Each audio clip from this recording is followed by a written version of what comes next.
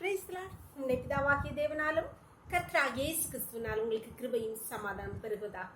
நாளின் கூட நமக்கு ஜீவனை தந்ததும் இல்லாமல் தயை பாராட்டினார் அல்லவா, அவரை துதிக்கலாமா? வழுவாமல் காத்திட்ட தேவன், வழுவாமல் காத்திட்ட தேவனே, என் வலக்கரம் பிடித்தவரே, வல்லடிக்கெல்லாம் விலக்கி என்னை வாழ்ந்திட செய்பவரே, ஆயிரம் நவீருந்தாலும் நன்றி சொல்லி தீராதே,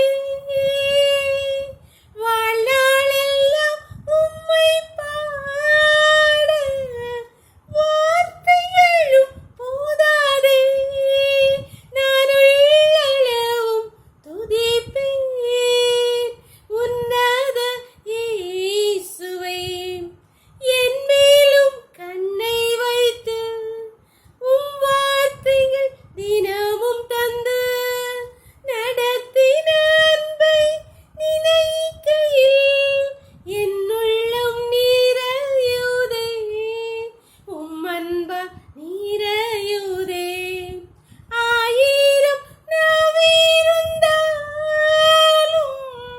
நன்றி சொல்லி தீராதே, வாழ்நாளெல்லாம் உம்மை பாட வார்த்தைகளும் போதாதே, நான் உள்ளளவும் துதிப்பேன் உன்னத இயேசுவை.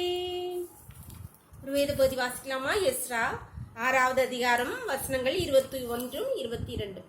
அப்படியே சிறையிருப்பிலிருந்து திரும்பி வந்த இஸ்ரவேல் புத்திரரும் இஸ்ரவேலின் தேவனாகிய கர்த்தரை நாடும்படி பூலோக ஜாதிகளின் அசுத்தத்தை விட்டு அவர்கள் அண்டையிலே சேர்ந்த அனைவரும் பஸ்காவை புசித்து புளிப்பில்லாத அப்ப பண்டிகையை 7 நாளாக சந்தோஷத்துடனே ஆசரித்தார்கள். கர்த்தர் அவர்களை மகிழ்ச்சியாக்கி அவர்கள் கைகளை இஸ்ரவேலின் தேவன் என்னும் தேவனுடைய ஆலயத்தின் வேலையிலே பலப்படுத்தத்தக்கதாய் அசிரியருடைய ராஜாவின் இருதயத்தை அவர்கள் பட்சத்தில் சார்ந்திருக்கிற பண்ணினார். இங்கே எஸ்ரா சொல்கிறார், கர்த்தர் அசீரிய ராஜாவின் இருதயத்தை எங்கள் பக்கம் சார்ந்திருக்கிற பண்ணினார். அசீரிய ராஜா இஸ்ரவேலுக்கு விரோதமாகி எப்பொழுதும் அவன் அசீரிய ராஜாவை குறித்து அவன் பலம் உள்ளவன் என்று சொல்லப்பட்டிருக்கு. அவன் எப்பொழுதும் இஸ்ரவேல் ஜனங்களுக்கு விரோதமாய் வந்து அவர்களை முற்றுகை போட்டு அவர்களை அழிக்கவே நினைத்தான் எப்பொழுதும். அப்பேற்பட்ட அவனுடைய இருதயத்தை இஸ்ரவேல் ஜனங்களுடைய பக்கம் சார்ந்திருக்க பண்ணினார். எவ்வளோ பெரிய காரம்! ஒரு எதிரியை அவர் இஸ்ரவேல் ஜனங்கள் பக்கம் சார்ந்திருக்க பண்ணினார்.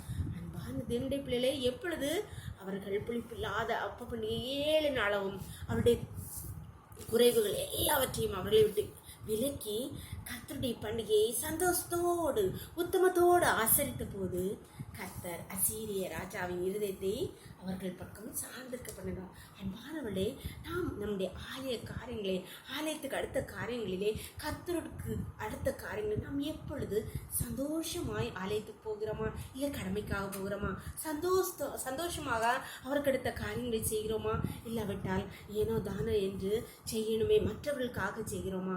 அன்பானவர்களே, கர்த்தருக்காக உண்மையோடு அவருடைய காரியங்களுக்கு அடுத்த காரியங்களை நாம் உண்மையோடு செய்யும்போது கர்த்தர் நம் எதிரிகளை நம் பக்கம் சார்ந்திருக்க பண்ணுவார். நம்புறீங்களா?